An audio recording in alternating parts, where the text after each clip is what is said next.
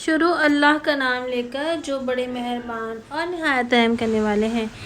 اے نبی، آپ کہیے کہ میرے پاس اس بات کی وحی آئی ہے کہ جنات میں سے ایک جماعت نے قرآن سنا۔ پھر انہوں نے کہا کہ ہم نے ایک عجیب قرآن سنا ہے جو راہ راست بتلاتا ہے، سو ہم تو اس پر ایمان لے آئے اور ہم اپنے رب کے ساتھ کسی کو شریک نہ بنائیں گے، اور ہمارے پروردگار کی بڑی شان ہے، اس نے نہ تو کسی کو بیوی بنایا اور نہ اولاد، اور ہم میں جو احمق ہیں وہ اللہ کی شان میں حد سے بڑھی ہوئی باتیں کہتے تھے، اور ہمارا یہ خیال تھا کہ انسان اور جنات کبھی خدا کی شان میں جھوٹ بات نہ کہیں گے، اور بہت سے لوگ آدمیوں میں ایسے تھے کہ وہ جنات میں سے بعضے لوگوں کی پناہ لیا کرتے تھے، سو ان آدمیوں نے ان جنات کی بد دماغی اور بڑھا دی، اور جیسا تم نے خیال کر رکھا تھا ویسا ہی آدمیوں نے بھی خیال کر رکھا تھا کہ اللہ تعالیٰ کسی کو دوبارہ زندہ نہ کرے گا،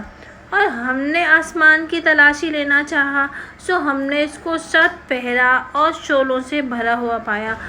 اور ہم آسمان کے موقعوں میں سننے کے لیے جا بیٹھا کرتے تھے، سو جو کوئی اب سننا چاہتا ہے تو اپنے لیے ایک تیار شعلہ پاتا ہے، اور ہم نہیں جانتے کہ زمین والوں کو کوئی تکلیف پہنچانا مقصود ہے یا ان کے رب نے ان کو ہدایت کرنے کا قصد فرمایا ہے، اور ہم میں بعضے نیک ہیں اور بعضے اور طرح کے ہیں، ہم مختلف طریقوں پر تھے، اور ہم نے سمجھ لیا ہے کہ ہم زمین میں اللہ تعالیٰ کو ہرا نہیں سکتے اور نہ بھاگ کر اس کو ہرا سکتے ہیں، اور ہم نے جب ہدایت کی بات سن لی تو ہم نے تو اس کا یقین کر لیا۔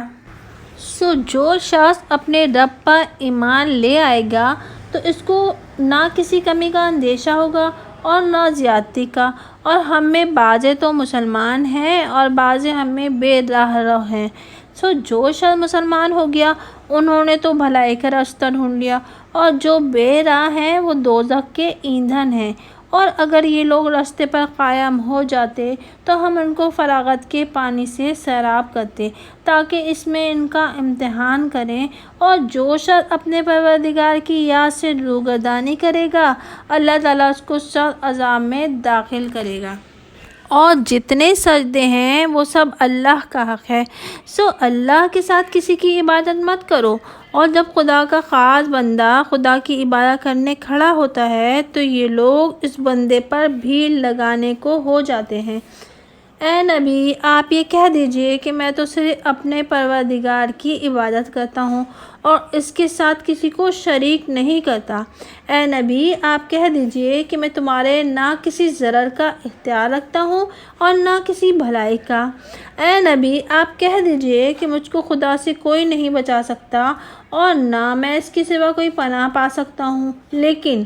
خدا کی طرف سے پہنچانا اور اس کے پیغاموں کو ادا کرنا یہ میرا کام ہے، اور جو لوگ اللہ اور اس کے رسول کا کہنا نہیں مانتے تو یقیناً ان لوگوں کے لیے آتش دوزخ ہے جس میں وہ ہمیشہ ہمیشہ رہیں گے، یہاں تک کہ جب اس چیز کو دیکھ لیں گے جس کا ان سے وعدہ کیا جاتا ہے تو اس وقت جانیں گے کہ کس کی مددگار کمزور ہے اور کس کی جماعت کم ہے۔